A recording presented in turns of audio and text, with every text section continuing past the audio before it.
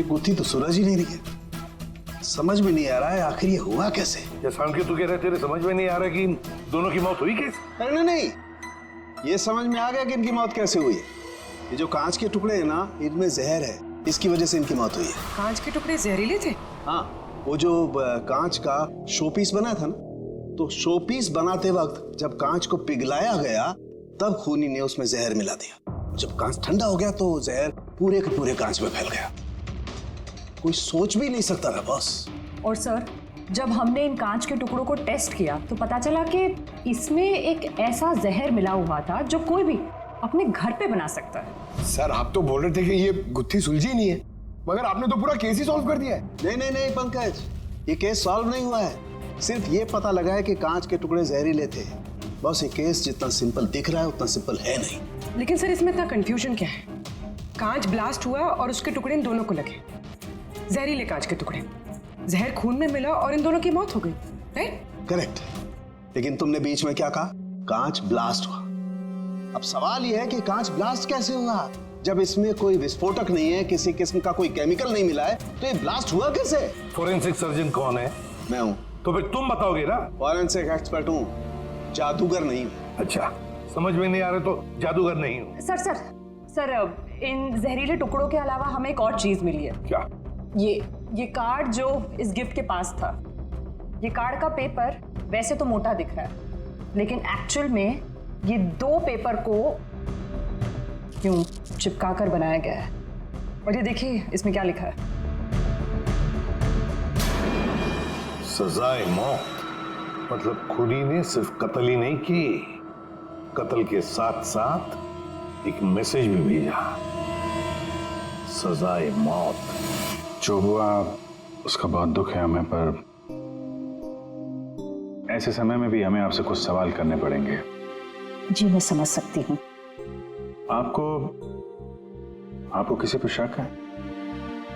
जी मेरे पति कानून पर सख्त और न्यायप्रिय इंसान थे, तो जाहिर सी बात है कि ऐसे इंसान के लाखों लोग दुश्मन हो सकते हैं।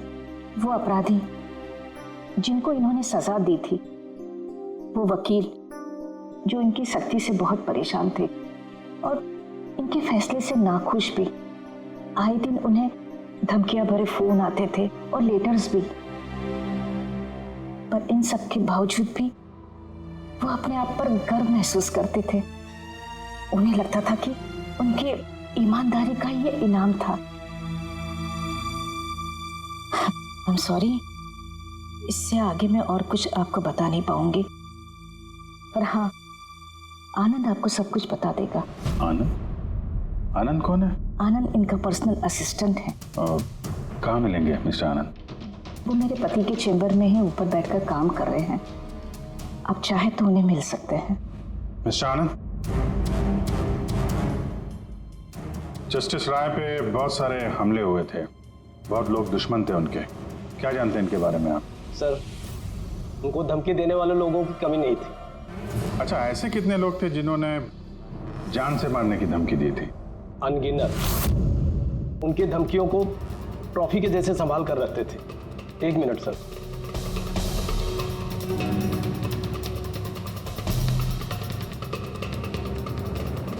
ये रही उनकी ट्रॉफीज।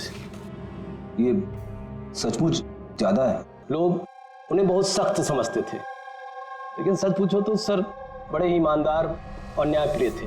यहाँ तक वकील भी उनसे डरते थे और अपराधी उनके नाम से कांपते थे। धमकी भरे खत तो ठीक है, लेकिन ये पत्थर और स्याही क्यों? कई साल पहले किसी ने खिड़की से पत्थर फेंका था, तो सर ने पत्थर भी रख लिया था। और ये स्याही की बॉटल? अरे सर, ये तो कुछ ही महीने पहले की बात है।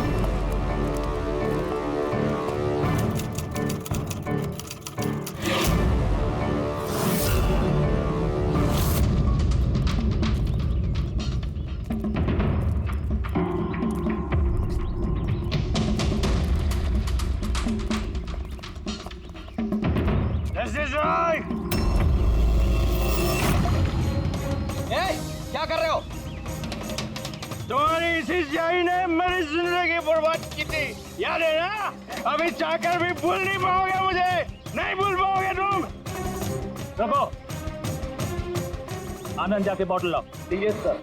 ओके। अब ये बॉटल सोवेनियर बनेगी हमारी स्टडी रूम में। Yes sir. कमल को इस हरकत की वजह से फिर से जेल हुई, शायद अब भी जेल में ही हो। रेडी, ये सारी चीजें अपने कब्जे में ले लो। और मिस्टर आनंद, जज साहब को जिन जिन लोगों ने धमकी दी है सबकी डिटेल चाहिए, हमें सबकी लिस्ट चाहिए। यार वीरेन प्लीज यार एक बार फिर से पता करो यार, शायद कुछ पता चल जाए। सर जब ये पॉसिबल है ही नहीं तो पता चलेगा कैसे?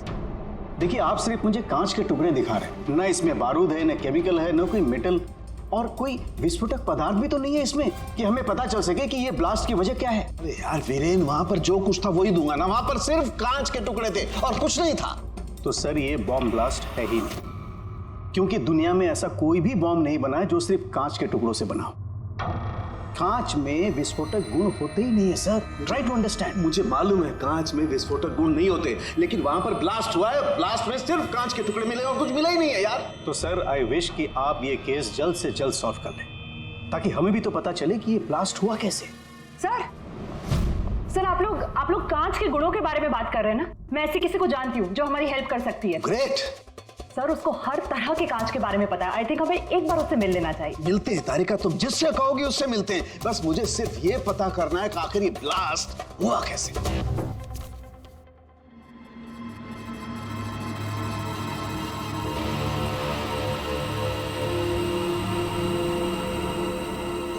हाँ भाई, कहाँ तक पहुँचा? सर बस 2 मिनट हो जाएगा, 2 मिनट। ओके, देखें पूर्वी को क्या मिला। फोन से कुछ पता चला राय साहब के? हाँ सर, कुछ अजीब से मैसेजेस मिले हैं जस्टिस राय और जस्टिस लाल के बीच। अजीब मैसेज? कैसे हैं? ये देखिए सर, ये मैसेजेस हैं या शायद कोई कोड्स हैं जो नंबर्स और लेटर्स को मिला के बनाए गए हैं। ये देखिए सर, ये मैसेजेस जस्टिस राय ने जस्टिस लाल को 2 बार भेजे, एक बार 3 महीने पहले और दूसरी बार सिर्फ 1 महीने पहले। अब या तो ये इन दोनों दोस्तों के बीच का कोई सीक्रेट कोड है, या तो फिर कोई ऐसी खास बात है जो जस्टिस राय जस्टिस लाल को बताना चाहते हैं। एक काम करो, ट्राई करो डिकोड करने के लिए, देखो कुछ पता चलता है क्या। हाँ, ये लिस्ट पूरी हुई? हाँ सर, जस्टिस राय के पीए आनंद ने जो हमें धमकियों के बारे में बताया था सर, उस हिसाब से हमने ये 3 सस्पेक्ट की लिस्ट बनाई है। 3 भागों में क्यों, क्या है? अब यहाँ पे जितने लोग हैं इनमें से सभी लोगों ने कभी ना कभी जस्टिस राय को धमकी दी है, और इनमें से ज्यादातर लोग जेल में भी है। लेकिन ये वनेश, ये एक मर्डर के केस में अंदर गया है और बाद में इसकी दिमागी हालत ठीक नहीं है, इसलिए इसे रिहा कर दिया गया। और ये कमल जी, इन्होंने जस्टिस राय पे स्याही फेंकी और इस जुर्म में इन्हें अंदर कर दिया गया। फिलहाल ये कहाँ पर है उसकी कोई जानकारी नहीं है। सर ये दूसरी लिस्ट जो है, इसमें से ये 3 लोगों को सजाए मौत दी हुई है सर जस्टिस ने, और ये अभी भी जेल में अपनी सजा काट रहे हैं। 3, ये चौथा, ये कौन है? सर ये है किशोर जी, इनके बेटे को जस्टिस ने 3 साल की सजा दी थी सर, और न्यूज़ में एक आर्टिकल आई थी कि ये सजा ज़्यादा देने की जरूरत नहीं थी, और इस वजह से वो शायद डिप्रेशन में होगा और उसने अपनी आत्महत्या कर ली सर। तो इस किशोर के पास अच्छी खासी वजह है बदला लेने की। और ये है धवन, ये एक वकील है पेशे से, और अजीब बात ये है कि पिछले साल इसने जस्टिस राय के कोर्ट में बहुत सारे केसेस लड़े, पर वो एक भी जीत नहीं पाया, सारे हार गए। तो कहीं ये हारा हुआ वकील बदला लेने के चक्कर में राय साहब को, हाँ ये भी हो सकता है कि ये कोई काबिल वकील ही ना हो। तो अब कुल मिला के हमारे पास बचते हैं 4 सस्पेक्ट, एक ये कमल, वनेश, किशोर और धवन। सर गिफ्ट भेजने वाले का पता चल गया, वो गिफ्ट कमल ने भेजी थी और शॉपेथॉन वालों ने कुरियर की आईडी से पता किया है। तो उनके पास उसका एड्रेस तो होगा ना? नहीं सर, एड्रेस का तो पता नहीं चला। कोई बात नहीं, कमल जिस जेल में था वहां से पता चल जाएगा, वहां चलते हैं। सॉरी ऑफिसर, लेकिन हमें उसे 1 महीना पहले ही छोड़ना पड़ा। जज पे हमला किया था, इतनी जल्दी छूट गया? 1 मिनट, आपने कहा कि उसे छोड़ना पड़ा, लेकिन क्यों? उसकी तबीयत की वजह से, क्योंकि सालों से उसको नशे की लत थी। 7 साल पहले वो एक केस में पकड़ा गया था, वहां उसने पीना छोड़ दिया, लेकिन जेल से छूटने के बाद फिर उसने पीना शुरू कर दिया, इसलिए उसका पूरा लीवर खराब हो चुका था। ये भी तो हो सकता है कि उसने लीवर खराब होने का बहाना किया हो। नहीं सर, हमने डॉक्टर से कंफर्म करके उसे छोड़ा था। अच्छा, उसका एड्रेस तो होगा ना आपके पास, वो दे दीजिए। एड्रेस तो है, लेकिन मुझे लगता है वो वहाँ नहीं मिलेगा, वो हॉस्पिटल में ही मिलेगा, क्योंकि उसे जल्द से जल्द लीवर ट्रांसप्लांट करने की जरूरत थी।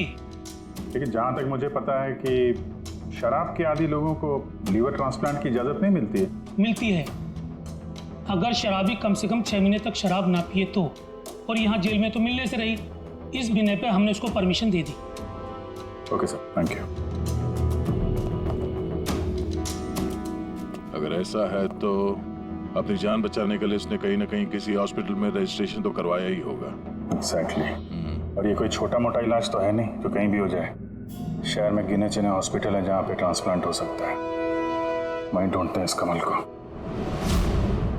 अरे तारिका, ये तुम कहाँ ले आए भाई मुझे? मैंने तो सोचा तुम किसी ग्लास फैक्ट्री में लेके जाओगी। बट एनीवे, ये जो कुछ भी है ना, है बड़ा खूबसूरत। शुक्रिया आप। Sir, she is my friend Vivian. ये ब्यूटीफुल आर्ट गैलरी इसी की है। ये ऐसे खूबसूरत आर्ट पीसेस बनाती रहती हैं, और कांच के भी। And Vivian, he is doctor Salunkhe. Hello. अच्छा यार, वी नीड योर हेल्प। हमें कांच और कांच की चीजों के बारे में इंफॉर्मेशन चाहिए, एक मर्डर मिस्ट्री सॉल्व करने के लिए। श्योर। अच्छा विवियन, ये सारी चीजें आप ही ने बनाई हैं? जी। ऑब्वियसली आप ही ने बनाई होंगी, लेकिन कैसे? बहुत आसान है। वैसे तो ज़्यादातर चीज़ें कांच को पिघलाकर बनी है। प्रोपेन टॉर्च से कांच पिघलाया जाता है और उसी पिघलाए हुए कांच को मंचाकार दे दिया जाता है।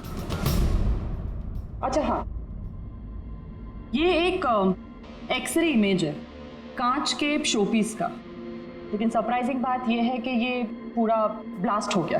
Do you think it's possible?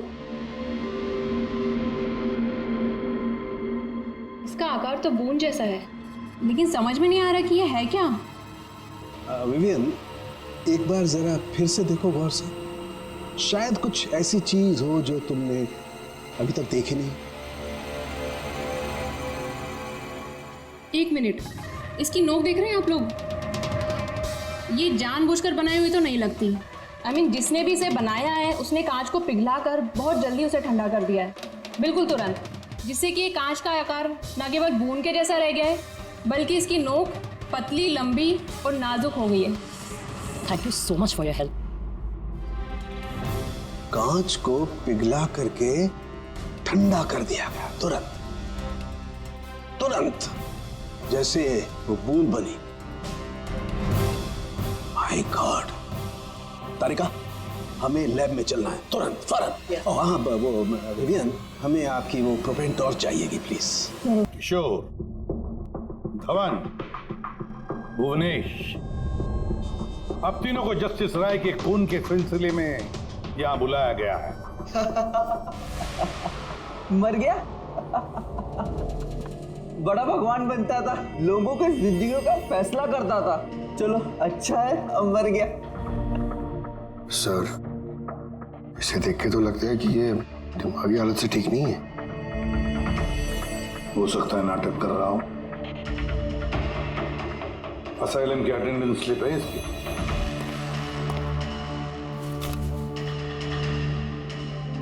Sir, इसमें तो लिखा है कि 1 महीने से बाहर ही नहीं गया असाइलम से।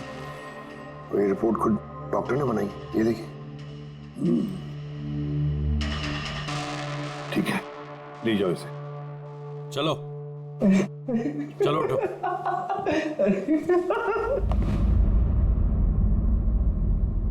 खुश तो आप भी होंगे ना जस्टिस राय की मौत से? देखिए, मैं मानता हूं कि मेरे बेटे ने गलती की थी, गलत संगत में पड़ गया था वो, लेकिन न तो उसका गुनाह इतना बड़ा था और न ही उसकी उम्र कि उसे माफ न किया जा सके। और फिर अगर सजा देनी ही थी तो कम सजा दी जा सकती थी उसे, लेकिन जस्टिस राय ने ऐसा कुछ नहीं किया, जिसकी वजह से आपके बेटे ने आत्महत्या कर ली। जी। और आप जस्टिस राय को उसका जिम्मेदार मानते हैं? बिल्कुल मानता हूं, और मैं खुद को भी जिम्मेदार मानता हूं। शायद मेरी अपनी परवरिश में कोई कमी रह गई थी। और धवन जी, आपने पिछले साल में जस्टिस राय के कोर्ट में 17 केसेस लड़े हैं और आप 17 के 17 केसेस हार गए। आपको भी गुस्सा आया होगा, इसलिए आपने तो इस वजह से मैंने उनका खून कर दिया, ऐसा सोच रहे हैं आप? इससे बचकानी सोच कोई हो ही नहीं सकती। इस वजह से कोई किसी का खून करता है क्या? इस जजमेंट की वजह से आपके क्लाइंट्स आपको छोड़कर चले गए, वकील के तौर पर आपकी बदनामी हुई। जस्टिस राय ने ना सिर्फ आपके खिलाफ जजमेंट दी, बल्कि आपके प्रैक्टिस के खिलाफ, आपकी वकालत के खिलाफ जजमेंट दी। सर मैं मानता हूं आपने जो कुछ भी कहा सच है, लेकिन इससे एक कतई साबित नहीं होता कि मैंने उनका खून कर दिया है। धवन जी, साबित नहीं हुआ तो क्या हुआ? हो तो सकता है ना। देखिए सर, मेरी इतने सालों की प्रैक्टिस है, इस पेशे में कोई नया नहीं हूं मैं। सर मैंने इतने सालों तक मेहनत करके बहुत नाम कमाया है, लोग जानते हैं मुझे। और सर जिस वक्त जस्टिस राय का खून हुआ, उस वक्त मैं कहां था, क्या कर रहा था, किसके साथ था, इन सब बातों का ब्यौरा दे सकता हूं मैं, वो भी गवाहों और सबूतों के साथ। एक बात मत भूलिए धवन जी, खून एक पार्सल की वजह से हुआ है, और जिस वक्त खून हुआ उस वक्त खूनी वहां पर मौजूद नहीं था, समझे आप? इसलिए आपके गवाह और आपके सारे सबूत हमारे लिए कोई मायने नहीं रखते। आप सिर्फ भूलिएगा मत कि जब तक ये केस सॉल्व नहीं होता, आप हमारे शक के दायरे में हैं।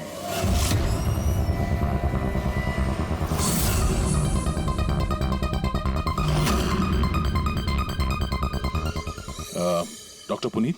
Yes sir, that's doctor Puneet. Thank you. Doctor Puneet, हम लोग सीआईडी से हैं, आपसे फोन पे बात हुई थी कमल के बारे में। जी हाँ, मुझे याद है। दरअसल कमल हमारे लिवर ट्रांसप्लांट की लिस्ट में है और हम उसके लिए सही डोनर का इंतजार कर रहे हैं। और एक बात अच्छी है कि उसने शराब पूरी तरह से छोड़ दी है, वरना हम ये ऑपरेशन नहीं कर पाते। तो आपके पास इस कमल का एड्रेस तो होगा? जी, एड्रेस तो नहीं है। तो डॉक्टर साहब, उसको अगर डोनर मिल गया तो आप उसे कांटेक्ट कैसे करेंगे? सिंपल है, हम डोनर्स और जरूरतमंद पेशेंट की लिस्ट हमारी वेबसाइट पर अपलोड कर देते हैं और सभी पेशेंट्स अपने डोनर्स की सही लिस्ट वहां पे देखते हैं और हमें कांटेक्ट करते हैं। अगर कमल अपना नाम लिस्ट में देख लेता है तो यकीनन वो यहाँ आ जाएगा। ये तो बहुत अच्छी खबर है। डॉक्टर साहब, आपको हमारा एक काम करना होगा। पिघले हुए गरम गरम कांच को तुरंत ठंडा करना है, तुरंत। और पानी से ज्यादा अच्छा ये काम और कौन कर सकता है?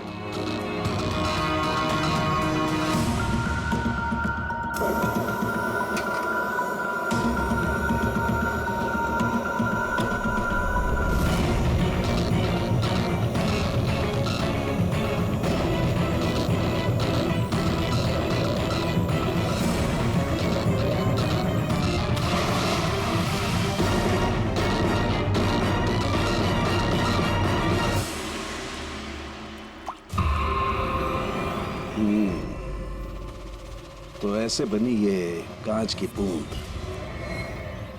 लेकिन जस्टिस राय की जिस बूंद से मौत हुई थी वो तो काफी बड़ी थी। ठीक है, मैं भी एक बड़ी बूंद बनाने की कोशिश करता हूं।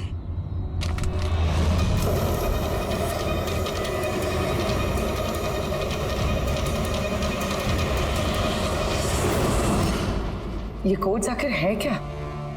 कुछ पता ही नहीं चला। My God!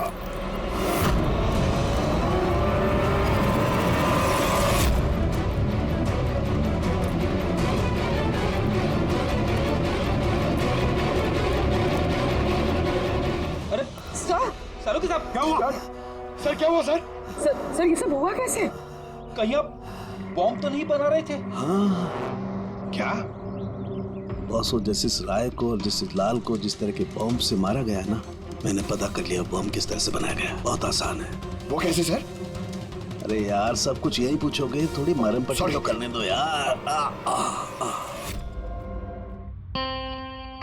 बस कांच के इस बूंद जैसे आकार को सिर्फ एक ही तरीके से बनाया जा सकता है, गरम गरम पिघले हुए कांच को पानी में गिराकर। पिघला हुआ कांच पानी में गिरेगा और तुरंत ठंडा होकर के ये बूंद जैसा आकार ले लेगा। इसके इस आकार की वजह से ही इसे कांच के आंसू भी कहा जाता है। यार ये कांच के आंसू के बारे में छोड़, कैसे बनते हैं? ये कांच का आंसू फूटा कैसे, ये बता पहले। वही तो पता करने की कोशिश कर रहा था बॉस।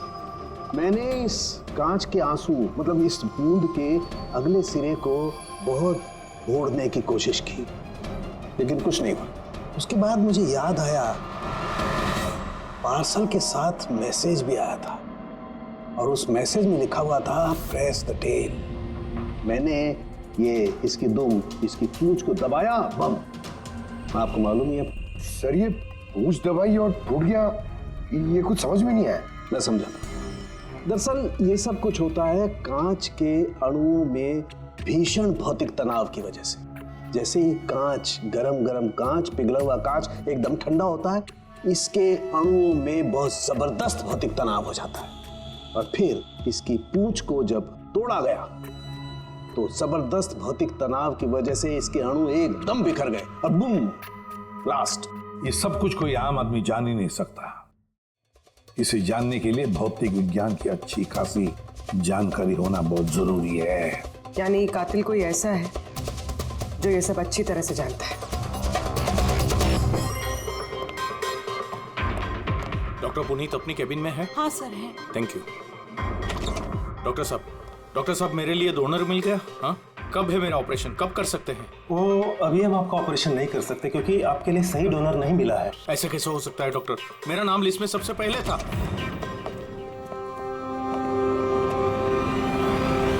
देखिए, मेरी सजा काट चुका हूँ पूरी तरह से, फिर आप लोग मुझे कहाँ लेके जा रहे हैं? मैंने ऐसी कोई गलती भी नहीं की है। जस्टिस राय का खून हो गया है।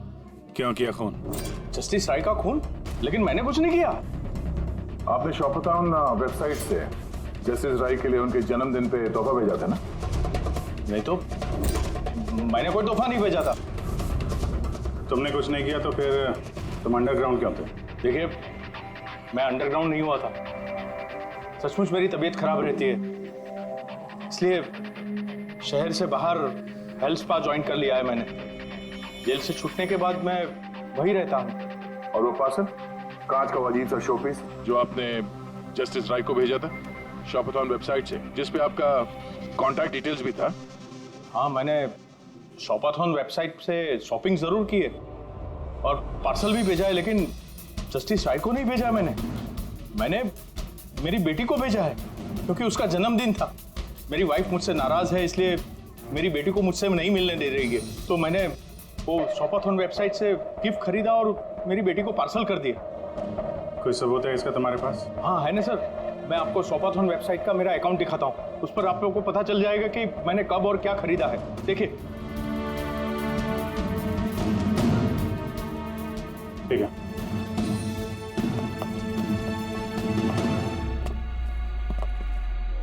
ये आदमी तो वाकई सच बोल रहा। इसने तो वो गिफ्ट अपने बेटी के लिए खरीदा था, और वो भी जस्टिस राय की मौत के 2 हफ्ते पहले। मतलब कातिल जानबूझ के हमारा ध्यान इसकी तरफ भटका रहा था। यानी वो जो कोई भी है, उसे कमल की पूरी हिस्ट्री के बारे में मालूम था। उसने उसके घर से वो पार्सल का डब्बा चुराया, उसमें कांच का सामान रखा और किसी तरह से जस्टिस राय तक पहुंचा दिया। कातिल वही है जिसने ये पार्सल जस्टिस राय तक पहुंचाया।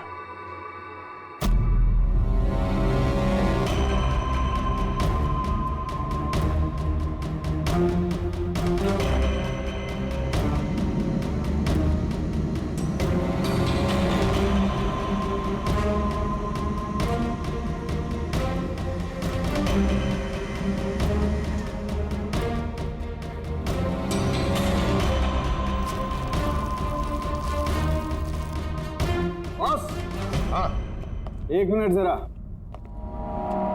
तो उसे देखो। इस एड्रेस के नीचे की तरफ एक और एड्रेस, और ये दोनों पते अलग अलग हैं। डैम इट, एक सुराग मिला था वो भी गलत निकला। मतलब कमल बेकसूर है। बस मैं इस कागज को लैब में ले जाकर के अच्छी तरह से चेक कर लेता हूँ। ठीक है सब मिल गया। एक सबूत गया तो दूसरा मिल गया, कोड डिकोड हो गया। कोड में क्या है सर? वो कोई कोड्स नहीं है, सिंपल मैसेजेस है।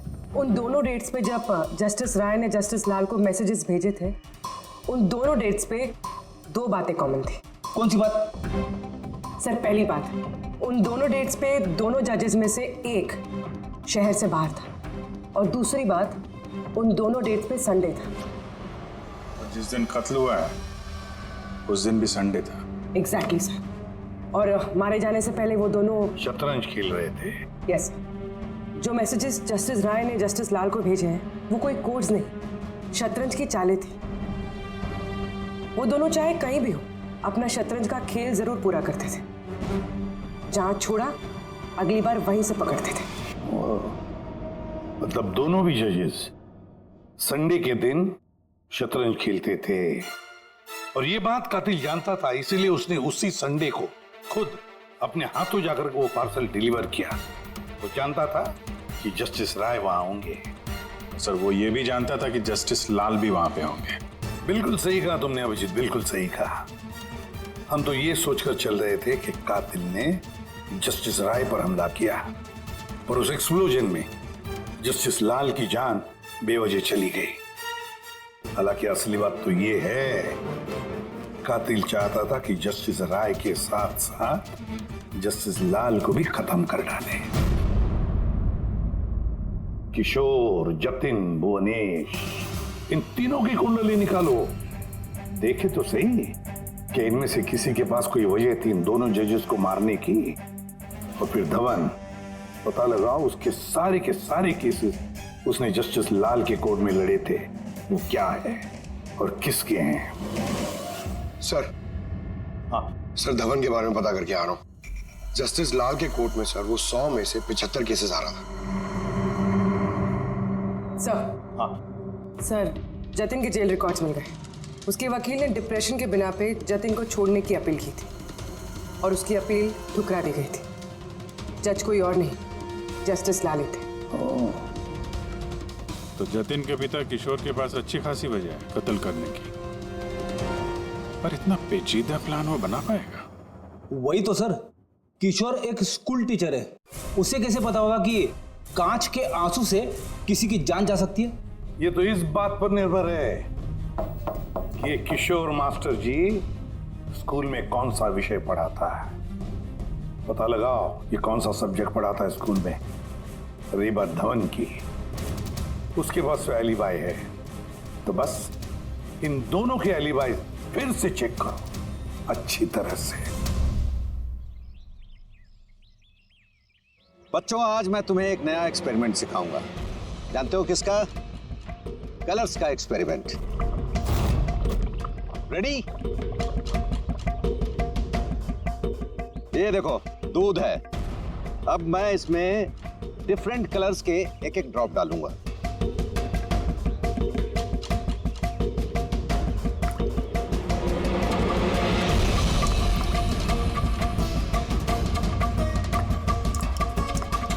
Now come here.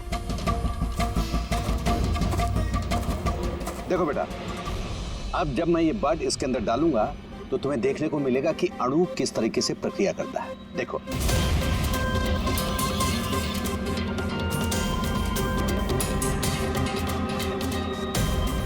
देखा?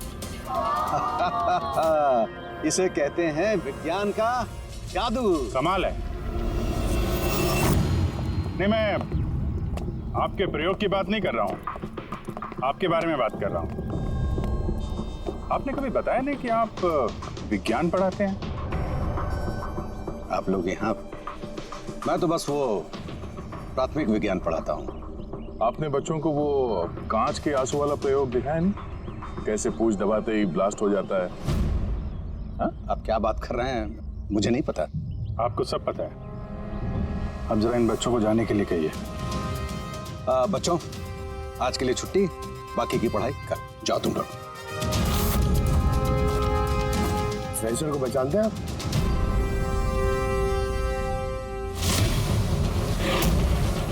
रविवार याद है आपको, जिस दिन टीचर पेरेंट मीटिंग थी? और उसी दिन जस्टिस लाल और जस्टिस राय का खून भी हुआ था। उस दिन आप आए नहीं थे, एब्सेंट थे। इस केस में जिन लोगों पे हमें शक था उनकी आलिबाइस, यानी कत्ल के वक्त वो कहाँ थे, किसके साथ थे, उसका पूरा ब्यौरा सबूत के साथ हमारे पास है, सिवाय आपके। रविवार को आप कहाँ थे? मैं घर पे ही था। मेरी तबीयत नहीं ठीक थी, इसलिए मैं जा नहीं पाया। झूठ। आप घर पे नहीं, क्लब हाउस में थे। जस्टिस राय को वो पैकेज डिलीवर करने गए थे। अगर मैं मान लूं कि आप ठीक कह रही हैं, कोई सबूत है आप लोगों के पास? सबूत तो खैर अभी नहीं है। अच्छा, ये जो आप ये जो प्रयोगशाला यहाँ बनाया हुआ आपने, यहाँ पे जो बच्चों को दिखाते हैं, इसके अलावा कहीं प्रयोग करते हैं या यही जगह है? नहीं, बस यहाँ पे यही एक खुली बड़ी जगह है जहाँ मैं बच्चों को कुछ इंटरेस्टिंग प्रयोग बताता हूँ। अच्छा,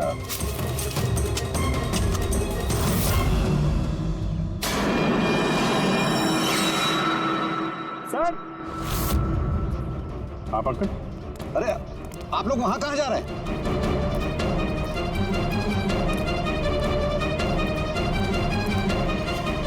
अरे ये क्या कर रहे हैं आप? प्रोफेसर साहब, आपको सबूत चाहिए था ना, वही ढूंढ रहे हैं। सर, पहचान रहे ना इसे आप?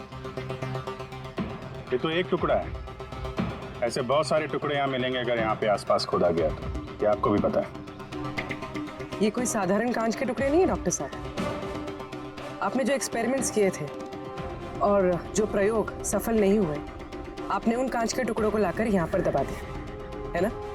अभी आप सच बोलेंगे कि इस कांच को हम जाके टेस्ट करें? क्योंकि अगर इसने टेस्ट किया तो इसमें वो जहर जरूर मिलेगा।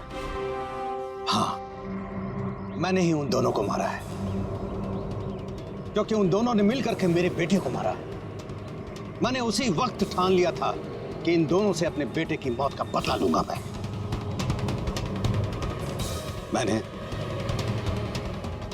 मैंने इन दोनों पे निगाह रखना शुरू किया। एक दिन बच्चों के लिए इंटरनेट पे कुछ अनोखे प्रयोग ढूंढ रहा था मैं, तभी मुझे ये कांच के आंसू का प्रयोग मिला। मैंने सोच लिया कि अपने बेटे को इंसाफ दिलाने का यही एक तरीका है। मुझे पता था कि कमल जस्टिस राय पे स्याही फेंक चुका है और अभी अभी जेल से छूटा है। मुझे उसकी बेटी के बारे में भी पता था। मैं जानता था कि वो उसे बर्थडे गिफ्ट जरूर भेजेगा। अरे भाई साहब, ये भी लेना।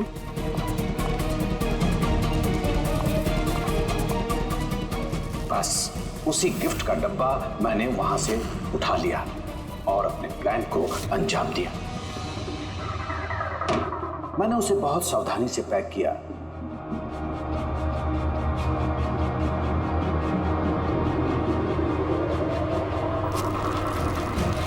और फिर डब्बे पे पुराने एड्रेस के ऊपर नया एड्रेस लगाया। फिर मैंने उन दोनों की मौत का सामान वहां पहुंचा दिया। मुझे जो करना था मैंने कर दिया। मैंने उन दोनों से अपने बेटे की मौत का बदला ले लिया, उसे इंसाफ दिला दिया। इंसाफ नहीं, सिर्फ बदला था। इससे ना तो तुम्हारे मरे हुए बेटे की आत्मा को शांति मिलेगी और ना ही उन बच्चों को जो तुम्हें अपना गुरु मानते हैं। हाँ, तुम्हारी इस गलती से उन्हें सबक जरूर मिलेगी। अपनी बची हुई जिंदगी जेल में काटते हुए शायद आप भी अपना सबक सीख ही लेंगे।